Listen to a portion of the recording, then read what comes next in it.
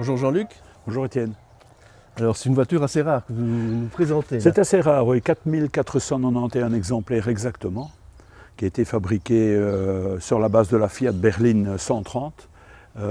Pininfarina avait proposé un dessin à Fiat qu'il a accepté pour faire cette voiture. Évidemment, il y a eu la crise du pétrole. Et donc voilà, la voiture a été arrêtée après quelques années de production. C'était une voiture gourmande? Oui, c'est une voiture gourmande. C'est un 3 litres 2, elle consomme entre 15 et 17 litres au 100. À l'époque, on ne regardait pas à ça.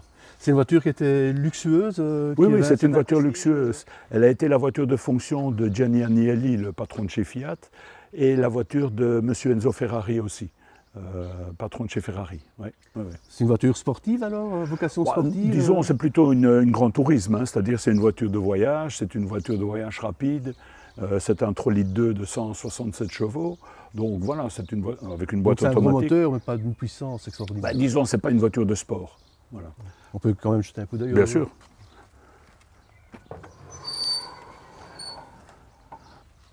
Voilà, elle est entièrement d'origine. Quand je l'ai achetée, l'entretien avait été fait. On a juste remplacé l'alternateur. Autrement, elle est d'origine, entièrement d'origine. C'est délicat à entretenir?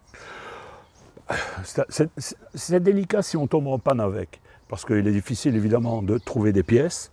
En Italie, on trouve des pièces, mais si on fait les entretiens, si on respecte la mécanique, c'est pas plus délicat qu'une autre.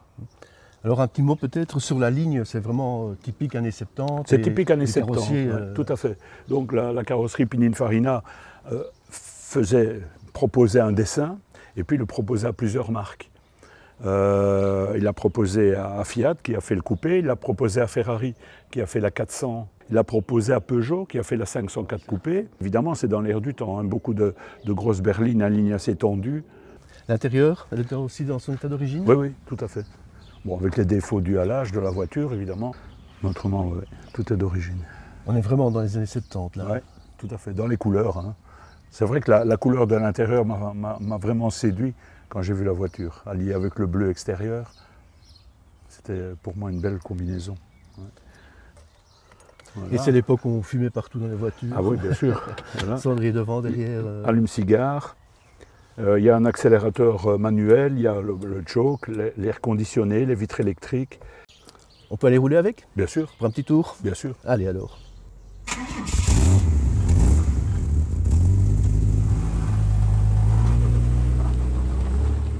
Jean-Luc, la première chose qu'on peut dire, c'est que le son est agréable, très feutré.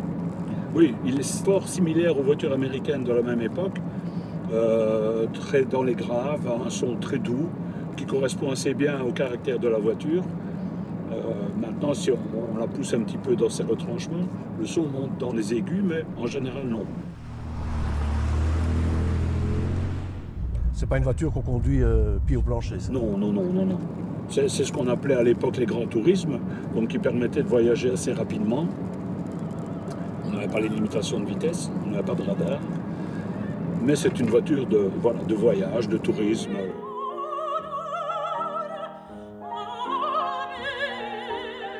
Elle essaie de rivaliser un peu avec Mercedes, notamment. Et il fallait une boîte automatique, notamment aussi rivaliser avec certaines voitures américaines. Mais c'était surtout Mercedes, la cible de Fiat à l'époque.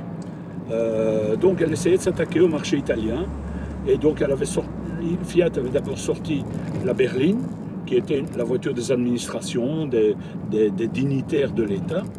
Et puis Pininfarina ayant proposé un dessin de coupé, Fiat s'est dit pourquoi pas.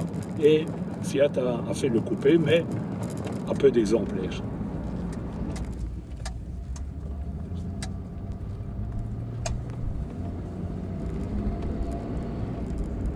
Vous roulez souvent avec? Pas assez souvent, non. Pas assez souvent.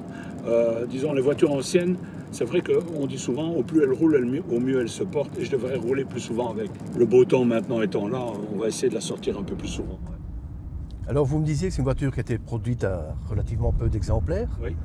Pourtant, il y en a beaucoup en Belgique. Comment vous expliquez ça? Mais je ne sais pas. Bon, peut-être la communauté italienne, peut-être aussi le goût des Belges pour les belles voitures. Mais j'ai découvert moi-même, après avoir acheté la voiture, qu'il y en avait d'ailleurs une pas très loin de chez moi. Et puis j'en ai rencontré plusieurs depuis. Donc il y en a quand même pas mal par ici, c'est vrai. Et elle suscite l'intérêt des gens quand vous allez... Oui, oui, oui. Si vous faites vos courses avec, par exemple, les gens vous demandent qu'est-ce que c'est. Ben, les gens se disent souvent, j'ai jamais vu cette voiture-là. Alors un collectionneur, quand on lui dit qu'on n'a jamais vu sa voiture, ça lui fait toujours un peu plaisir. Ah bien sûr, ah, bien sûr, bien sûr. Alors on se plaît à raconter l'historique de la voiture, les caractéristiques. Il y a quelques petits gadgets amusants sur votre voiture. Oui, ben, il y a par exemple l'ouverture de la porte passager depuis le poste de conduite, pour éviter que le passager arrière n'ait à se pencher sur la poignée de poste. Il y a le klaxon, 2 tonalités différentes, un pour la ville, un pour la campagne. Ben, on va essayer, hein. Donc ici, ça c'est pour la campagne, et puis pour la ville, voilà, complètement ridicule d'ailleurs. On a une antenne électrique, il y a la climatisation, même si elle ne fonctionne pas. Les vitres électriques, on a des rideaux à l'arrière. Non, voilà, elle est très très bien équipée, très confortable, comme vous voyez. On peut voyager longtemps avec. C'est vrai qu'on est dans un beau vaisseau. Là. Oui, une voiture de voyage. Imaginez faire les rives du lac de Caume à bord de la Fiat. Ça doit quand même être sympathique.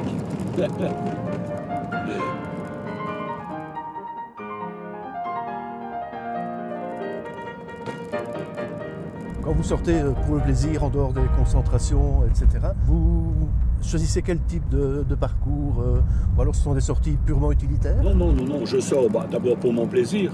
Alors, pas nécessairement pour un rallye qui a été organisé, essentiellement d'ailleurs pour mon plaisir. Mais voilà, je sors à l'occasion, ou alors je vais boire un verre avec un copain, voilà.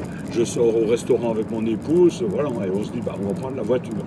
Et vous choisissez parfois des routes un peu particulières? J'essaye toujours de trouver des routes touristiques et bien revêtues, ce qui est parfois difficile en Belgique. Et autour de chez vous, vous roulez souvent? Oui, essentiellement dans la région, hein. La région du centre, la région de Binche, Beaumont, l'Aube, voilà, parce que les routes sont en bon état.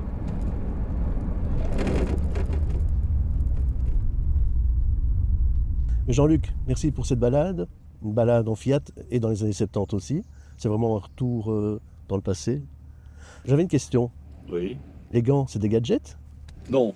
En fait, les gants sont très importants, très agréables parce que les volants en plastique sont glissants. Enfin, donc on met les gants comme on les mettait à l'époque. En plus, c'est un cadeau de mon fils, donc voilà. Merci et je vous souhaite beaucoup de plaisir alors avec votre voiture. Vous en avez déjà eu beaucoup, vous en aurez encore beaucoup à l'avenir. J'espère. Merci beaucoup.